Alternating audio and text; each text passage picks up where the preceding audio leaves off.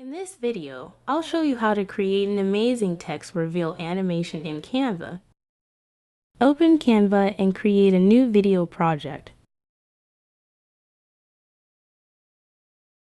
Go to the Text tab, add a heading, and type your desired text.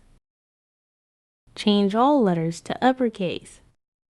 Click the font box, search 210. Scroll down and select the font at the very bottom. Adjust the text size and position as needed. Go to the Elements tab, search Shape, and click the rectangle shape to add it to your page. Resize and position it. Duplicate multiple rectangles and place them around the text.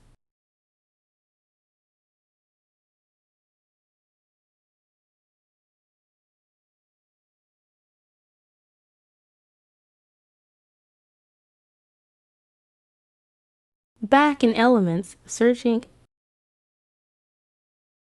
click Videos, find a suitable ink style video, and add it to your page. Next, go to Position, click Layers, and move the video layer below your text layer. And that's it. If this helped, give the video a like and subscribe for more tips. Thanks for watching.